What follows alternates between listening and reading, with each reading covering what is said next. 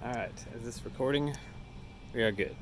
So, figured I was going to do a little bit of a post about gardening because I discuss it a lot, but I'm just going to give you all a lowdown of what all's going on in my backyard, which is kind of muddy right now, but otherwise, so I have a ton of old cups or pots from old plants I bought, so I use those all the time for making seedlings. Over here I have some seedlings, there's a few over here.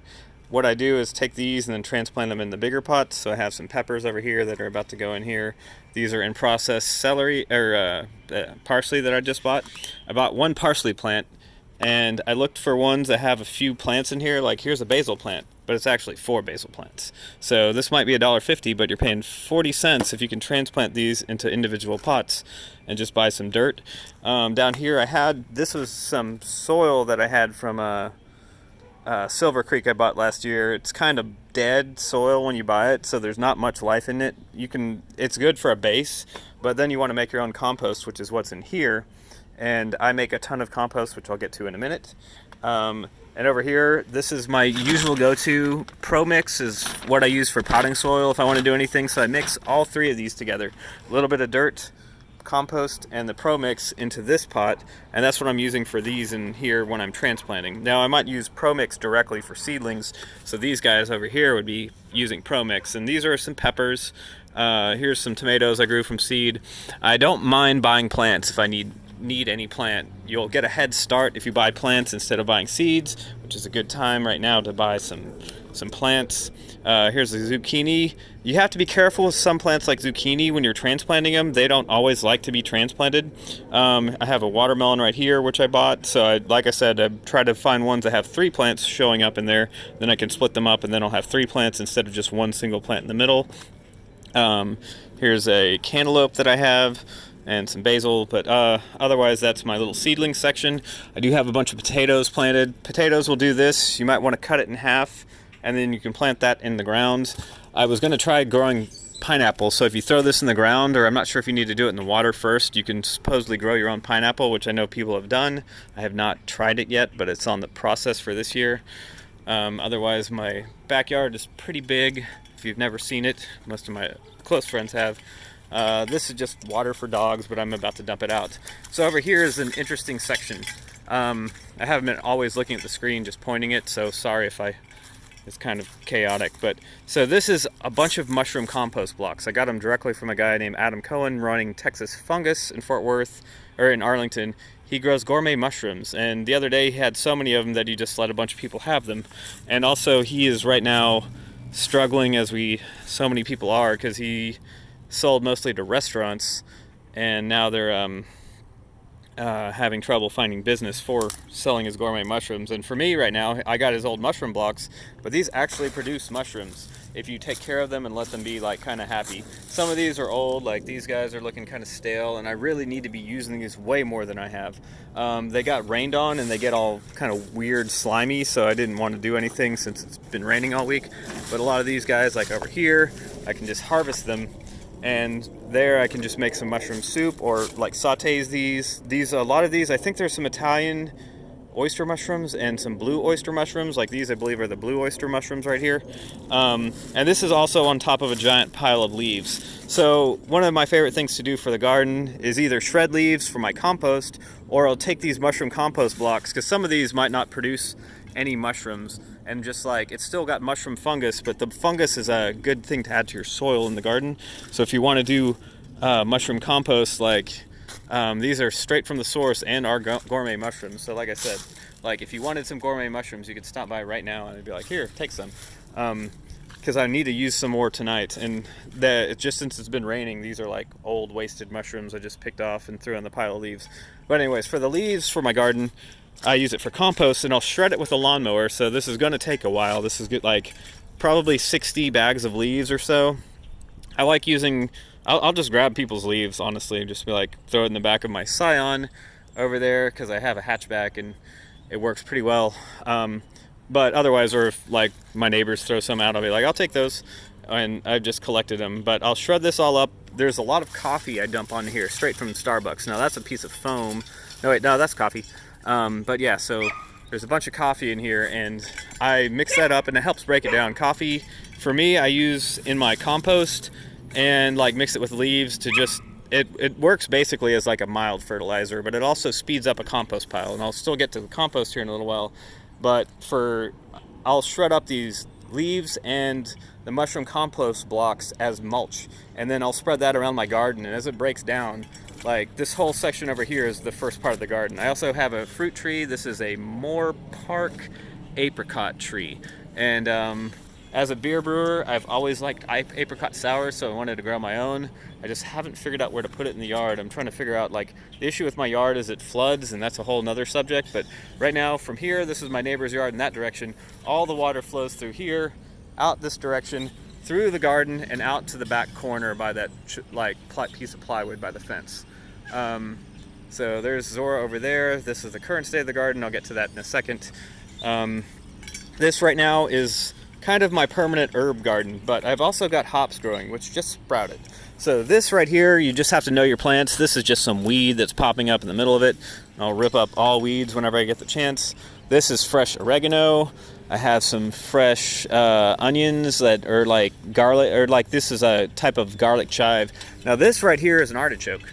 This is my first artichoke I've ever grown, and during the process of this, it got completely infested with these little black bugs. I hadn't even looked what they are. I don't think they're aphids. Aphids are smaller, but there's something like tiny little black bugs. And it's the only time I've really used any type of insecticide, which is not really, I'm using neem oil, which is still garden friendly and is bee friendly, and that's one of the main reasons why I'll still use it. It's just telling them to get off the plant, basically. It's like eviction notice. But back over here, I have hops. So this is the second year of my hops. I have some weed right here that I'll just, not actual, but just weeds in the garden, and I pick all these guys out as I see them in here. And but this whole little plant over here, aside from that, is just fresh hops. Comet hops is the second year. They are a multi-year plant. Most of the things in here are multi-year plants. Chives not necessarily, but they haven't died in a while. This artichoke is over a year old. More hops over here, more hops over here. This guy's just sprouting. So there's 3 hop plants, but they are getting bigger. Now it's kind of split off into 2 sections on this guy. And yeah, I think this one's Centennial right here that's showing up. And the last one over there, which there's the first sprout of the season, is this guy, is Cascade hops. This guy has been the weakest of the plants. The Comet hops right here are going to hit the top of the fence in just a couple months. And they really want to grow taller than this. Like, they'll grow straight 20 feet with no problems. Back here, I throw random seeds occasionally in my neighbor's yard, and there's some cilantro still, and there's some onions growing. That was their old compost pile. I have 2 types of thyme. I believe this is German, and this is just some other, I forgot, this is the more regular thyme, but like on my artichoke plant, these leaves are just lifeless now because they're infested with bugs, and I don't want to give up on my plant so I can have some artichoke to harvest, but they're dying, and there's nothing I can do about it. It's just an infestation. And in general, I rip infestations out of the garden with impunity. So I have a rosemary plant here, and the thyme right here is flowering. There's some other plants, like I said. This is a sunflower, most likely. Some other ones, but that's the state of the garden. It's a permanent section. On the soil side of things, one thing I was mentioning is this is all covered in the shredded mushroom blocks and leaves from last year, and that just turns into soil as it breaks down. So it works really, really well as a mulch up front, and then just turns into soil as it breaks down. So that's one of the good things about mushrooms or compost, is it brings life to the garden and your soil. So over here, starting to plant rows. I used to have like long vertical rows in like a few sections. This year I moved it more to the raised beds. I'm just using old like fence ties and stuff. Not too worried about them, as long as they've been like modern day heat treated. That's not too bad. Pressure treated. But anyways, so I'm doing more raised beds. Zora is digging a hole right by my peas. Zora, get out of there! Those are my peas. So that's a row of peas over there. So I guess I'll move over here since I'll just keep randomly discussing things. I didn't have anything in mind. I'm just walking you through the garden and what's going on. So this whole section right here is called the Back to Eden section. it is a lot of mulch. So like originally it was throw down a bunch of cardboard, which I'm using cardboard through my rows to prevent weeds from growing, but it's kind of creating drainage issues. It's working, but like main goal is just stop weeds from growing. And as far as the garden goes, I tilled it recently. My worst enemy is St. Augustine. All these little nodes are the grass nodes from St. Augustine that went everywhere through the garden. And I have heavy clay soil, so I mixed in a bunch of compost, almost 3 cubic yards. I just spread it across the top of the entire garden and then tilled it all in. There was only like one real day I had to till because it's been nonstop muddy. So it was like one weekend, it was like, all right, get the tiller running now, and managed to get that done. So I tilled that up, and so now I'm set it. I scooped out the rows basically, and now I'm doing it kind of in just little row sections, because with a garden like a raised bed this big, you want to be able to walk through it without sinking all in the soil. So it's still good to have a slight row idea, and the big section is where I'll have like longer rows, but that's also, you'll sink in like inches in the soil over there, so you want to avoid walking on this area you're going to plant, just the areas where you want to walk. So back to this section. So a little bit of this is just mostly like some old dirt and compost mixed in, but the rest of this is where you can see all this mulch is the Back to Eden section. So it was throw down a ton of cardboard, mix a bunch of compost and dirt and throw it on top of that like a couple inches, and then just cover that with just straight fresh tree mulch. So like straight from an arborist. Like you can go to chipdrop.com and sign up, and they'll drop off a load of wood chips on your house from any arborist who's just like, oh, I need to get rid of these. They'll drop off in your driveway, and you'll have a pile of mulch the size of your car, and you'll be like, what the hell am I going to do with this? Why did I do this during the summer? But then you'll be able to take that section and turn it into a garden. So it works out really well, because you'll say there's always the idea that you need to use mulch in Texas with soil. I have very heavy clay soil which dries out in the rain easily. Right now, while I'm just sitting here, or not in the rain, but during the summer easily, I noticed this guy is a dead plant. This, I believe, was a lettuce of some nature, but it has expired, so that goes into the pile of dead plants, which is over there. Eventually I'll shred that and mix that into my compost. I tried not to add things that I absolutely hate as far as worst enemies of the weeds in the garden, but just walk around the garden, you'll be like, there's some sunflowers growing and I don't want them in my garden section, so those guys get ripped up. These right here are onions. This is a row that I'm split between. These are all onions and stuff. This is celery right here. So when you have a garden, you can just be like, alrighty, how dirty is this? Not too bad. Maybe I'll just wipe it off. And I have fresh celery. I can just pick some and eat some, although I prefer to wipe it off as long as it's just dirt mostly. I'm not too worried. But yeah, walking around the garden is always a never-ending process of looking at stuff and you're like, what do I need to do next? So as far as plants go, there's some cauliflower right here, 6 broccoli plants. This is about as close as you want to put them. They'll get big, and I'll show you the ones over there, which have already matured and they're at the end of life. There's 6 tomato plants, then 4 pepper plants after that. And this is what happens if you do a raised garden without doing any type of rows. It's still fine, but for the soil over there, on like inches of soil, I'd rather have rows so I'm not trampling on all of it. This is mostly mulch, and a lot of the time I don't worry about tomato cages for plants needing support like peppers. It's so Zora doesn't run over them in the garden. So she gets told to get out of the garden because right now she still might dig up another hole over there or something along the lines of that. But otherwise, it's just knowing how to manage what all is going on, and it can be a pain. Over here are mostly seeds. A lot of these are all from seed starters. I had a LED light sit up inside the house through all of February, from end of January into February, and got these guys going. There's a couple that I purchased here, but like all these cilantro plants that just ripped straight out of the garden. They just grow everywhere in the garden. It is basically a weed, and I give away cilantro if you need any. I have a bunch. Zora I think she's trying to get a frog. Zora, no ma'am! Leave that froggy alone. I think it's a frog. I assume so. She's learned her lesson on that, and it's probably a toad. I mean, so when she licks it, she'll foam a bunch of shit. It's happened a couple times. She still hasn't learned. But otherwise, there's a bunch of tomatoes here. So as far as tomatoes go, like this guy right here is a black Krim. I tried to label these better this year. So most of these, like 12, I think, are black Krims. These are some Brandywines. The rest of that celery is really dirty, so I'm going to be like, all right, whatever. There's some Jubilees. There's super sweet 100s. I really like Sun Sugar cherries and black cherries also, but it depends what seed you can get. So I try to save seeds. Some of these are from, not many of the tomatoes are from saved seeds, but some of the other ones are. Pink Pounder is another one that I was just like, I will try those. I'm not sure exactly how that is, but I have like at least a dozen of those plants. And I'll give away those plants once I figure out what all I've got planted, because I don't want them to go to waste. There's tomato plants, and this is the year to know how to grow a garden. So I'm just kind of rambling, but so over here I'm trying to get rid of using actual labels in the garden.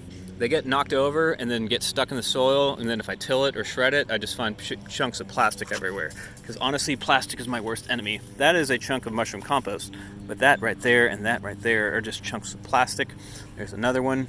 It gets everywhere in the garden because I use yard waste, and I hate it.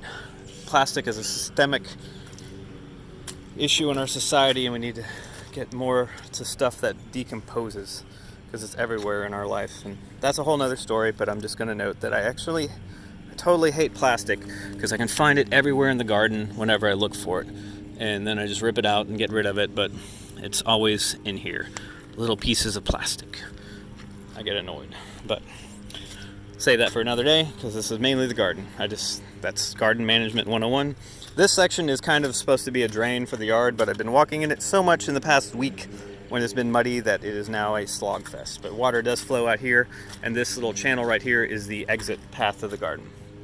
So otherwise, for a while I was getting coffee at work to save for my compost. I've added probably 1,000 pounds of coffee grounds to the garden last year. I use it like a religion almost, because it's good. It's really good for compost, which right now, this is my compost setup. Those 3 empty cages are all in the garden over here. So I emptied all 3 of those into the garden by hand and then tilled it. And now this is the third, and like this one was about half full, and this is my current compost I'm using. Like I said, there's still, as good as my compost is, there's still always going to be like little bits of plastic to find in here, and I hate it. But that's life. I need to throw that in a bucket. It really is not helping if I throw it on the ground. Anyways, so I have more mushroom compost blocks over here. These ones you can see a lot more of like the mushrooms that have gone to waste, that I was just like, I hate the fact that I wasted them, but it's just a byproduct. I use it for the garden and the compost. So compost in general, I take a lot of shredded leaves. I use my old garden waste, like that all is going to get, at the last pile is going to get shredded in. Anything from the yard I mix in. I add coffee. Down here I have fresh manure, which this is rabbit manure right here.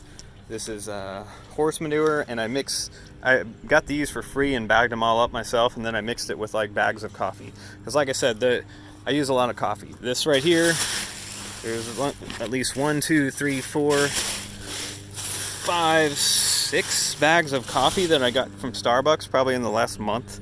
So I mean, I'd go in there and leave a tip and just be like, I'll take the coffee grounds, and then I use it for my compost setup or mix it with manure. And so manure by itself I don't use directly. I mix it into my compost and it becomes a compost later. So this is the current compost pile. It's got I'm not sure if I've added manure to it yet, but I will. It's got a whole bunch of coffee grounds on top. All my compost from the house goes in here, and then as I mix it up and it heats up, I add coffee in layers along with like leaves and grass and manure basically, and then mix it all up, and then I'll turn it a couple times. It'll probably need to turn at least 2 or 3 times, and just turning one of these crates by itself almost takes an hour. So that gives you an idea of how much compost I've made and how much work goes into it, because this is a lot of shredding up leaves, shredding up yard waste, kitchen waste, anything left from brewing and other stuff. That's how compost works on that. So anyways, on this section, this gives you an idea really of why I'm doing the rows. I just noticed how crooked this row is going. I might try to fix that here in a second. But if I like walk over here, kind of like slip into the ground. It's just mushy under my feet. So I need to have some type of row to go. So for here, I think I'm gonna do squash, zucchini, cantaloupe, and melons and stuff like that, and at least these two sections. Then over here, I might do these more in the rows in that way. But for these ones, I want them to be like a long row, I guess. I might, maybe, because I think I'm going to try to do trellises. I don't know, actually. I'm thinking about that. Because it's still, today's the day I want to get my rows situated. So for this, I know I'm going to do it in this direction. And should I go in that way? I was just thinking about doing a trellis that would go as like a kind of a V shape. Honestly, my neighbors are back there had a old swing set. They said they'd get rid of it. It's just a metal frame, like welded for a swing set that's almost 10 feet high. But if I attach some fence to that, then I can have a trellis for all my squash, zucchini, cucumbers to grow up. So I have a lot of good varieties planted. Lots of cantaloupe. Let's see. So cantaloupe, cucumber. I'll do real well. Peppers and tomatoes. I have seen over the years that tomatoes have sucked up a lot of nutrients out of here, because I've always kind of planted a ton of tomatoes in this section and like over here, and they've used up a lot of those nutrients. But I think this year I've added so much compost that it should make it like it's kind of like almost new again. So main reason to till again is just, so mixing the compost and break up the weeds and the grass from everywhere. So over here I have an orange tree. I've had this guy for a while, I think 5 years. I need to put it in the ground. I'm trying to figure out where I want to put it, but it almost produced oranges last year, but then they all froze and then like fell off. So here's what I got out of those, like an old orange. It's not any good. It froze before I had the chance to harvest any of them. That's the only issue, I guess, with that. So over here I have a pile of mulch. This has sit here for a while, so I was actually thinking about either turning this into another raised bed section like that one back there for the Back to Eden style, or I'm just going to use it kind of as the aisles for my rows over here. I think I'm leaning towards the aisles, but this whole section is where I'd I might add another section to the garden if I do it right here. This gives me a little bit more space. And the more I do it, the more I just like, cool, more space. Zora, stay out of there. Don't mess up my plants. She does that some. So otherwise, so like I mentioned, there's cilantro. Here's a cilantro. This is actually a really nice plant in a bucket. And I need to keep track of some of the seeds, because some are already bolting to seed. So these are like already almost like, hey, cilantro, I'm going to turn into coriander. So these are coriander flowers, and as they get flower, then they become coriander seeds. So cilantro becomes coriander, just in case you didn't know. It is a winter veggie, so you want to grow it early in the season. It's now bolting to seed, and this whole section is kind of the section where it's like things are bolting to seed. So we'll go from over here right now. I have my potato plants. So these guys, I add more dirt as they keep growing. So I'm going to add more compost and dirt, and probably shred up some of the mulch, make the mulch mixture with leaves and mushroom compost blocks, and add this up till it fills up, and by the end of the season we'll see where it goes. You really want to get your potatoes planted in February, but they also, if you're doing raised beds, they do not like cold weather and can die just like tomatoes will. So cold weather veggies, this is kind of like this section back here also. Just note that this is more potatoes, that's more potatoes. The second one over here does not have anything yet, so I'm probably going to plant some carrots. And also, these are carrots.